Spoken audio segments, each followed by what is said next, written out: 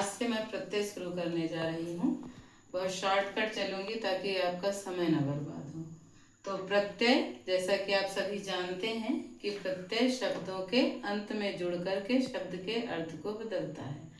अब संस्कृत में अगर देखा जाए तो प्रत्यय शब्द बना कैसे है? प्रति उपसर्ग है, अय गतौ धातु है और इसमें अच प्रत्यय जुड़ा है। प्रति का मतलब होता है बाद में, अय का मतलब है जुड़ना या जाना, और अच प्रत्यय जुड़ करके ये शब्द बना है प्रत्यय। ठीक है, तो अब प्रत्यय हमारे पास दो प्रकार के हैं, कृत प्रत्यय और तद्धित प्रत्यय। कृत प्रत्यय किसको कहते हैं? वे प्रत्यय जो धातुओं से जुड़ते हैं उन्हें कृत प्रत्यय कहा जाता है। धातुओं से जुड़ने वाले प्रत्यय कृत प्रत्यय कहलाते हैं। और तद्धित प्रत्यय किसे कहते हैं? जो प्रत्यय शब्दों से जुड़ते हैं उनको तद्धित प्रत्यय कहते हैं। अब देखिए, धातु से जुड़ने वाले जो प्रत्यय हैं वो दो प्रकार के हैं।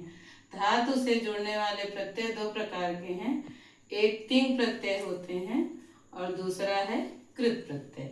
तो तिंग प्रत्यय आप जानते हैं, जो लकार में रूप चलते हैं, 10 लकार में रूप चलते हैं, उसमें 18 प्रत्यय जुड़ते हैं। हर धातु में एक प्रत्यय जुड़ता है तब रूप बनता है प्रथम पुरुष, मध्यम पुरुष, उत्तम पुरुष में। जैसे पठती है, पठती, इसमें पठ धातु है और तिप प्रत्यय जुड़ा हुआ।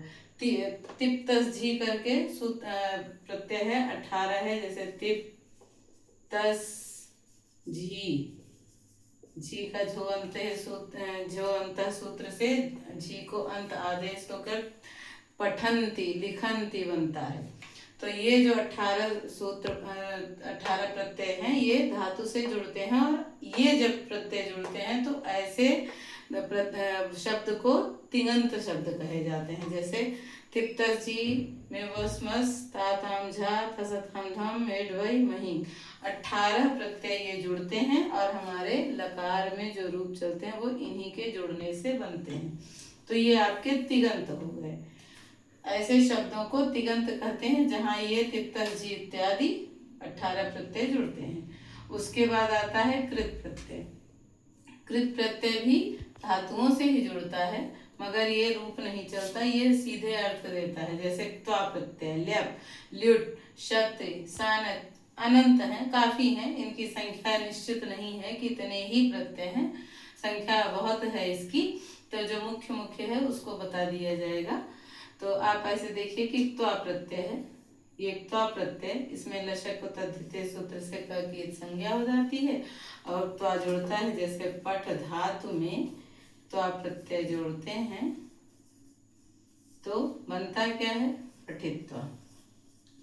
अब पठित्वा कैसे बना? तो ठ के पहले इट का आगम होता है और तब जो है पट्ठा में ई की मात्रा लग जाती। त्वक में से ये का लशक तद्धित एक सूत्र है, लकार सकार और उ यानी क वर्ग की अतद्धित में, यानी ये तद्धित नहीं है, ये कृदंत है, इसलिए ऐसे में क की, ल की और श की इत संज्ञा हो जाती है। तो जब इत संज्ञा होती है तब तस्य लोप सूत्र आता है अष्टाध्यायी में, उससे लोप हो जाता है। तो इस तरह से ये क हट जाता है, पट में त्वा जुड़ता है तो पठित्वा। खाद तुम्हें जुड़ेगा तो खादित्वा, पठित्वा, खादित्वा, लिखित्वा, गत्वा। इस तरह से हर धात्मक त्वा प्रत्यय, यानी अगर मोटा मोटा आप देखिए तो किसी भी धातु के अंत में अगर त्वा प्रत्यय दिखाई देता है, त्वा दिखाई दे रहा है तो वहां पर त्वा प्रत्यय है। क ध्यान दीजिए, आधा क है त्वा प्रत्यय। अभी तो ये ठीक है, अभी त्वा प्रत्यय के और उदाहरण दूसरे वीडियो में मैं बना लूंगी। अभी तो मैं जो है आपका सिर्फ प्रत्यय से परिचय करा रही हूँ।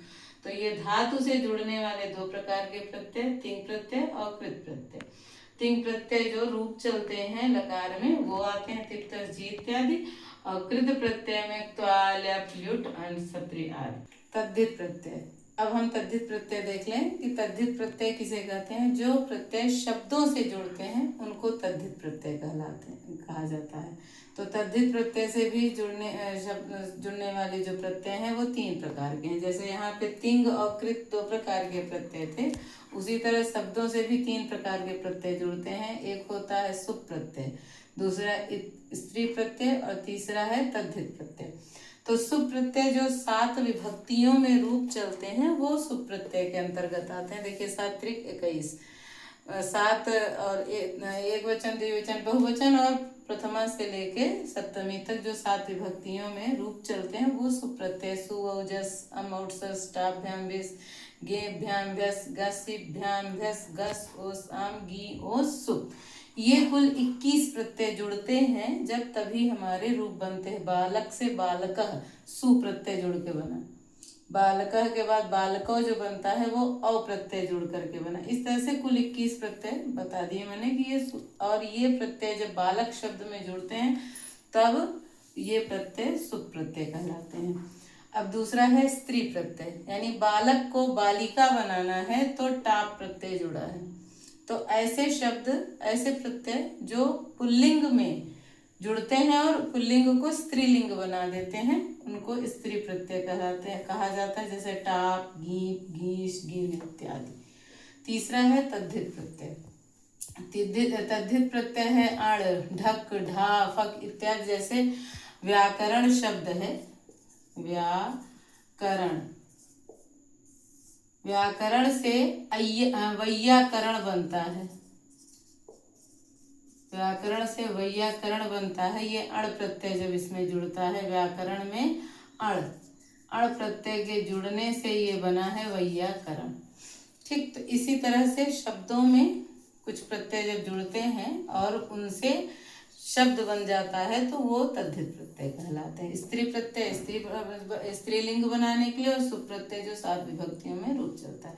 इस प्रकार ये वैयाकरण जो बना इसको तद्धितांत कहेंगे। और जब हमारा पठति बनता है तो वो तिगंत कहलाता है, और जब पठित्वा बनता है तो वो कृदंत कहलाता है। क्योंकि ये कृत प्रत्यय जुड़े हुए हैं धातु में तो वो कृदंत कहलाएंगे।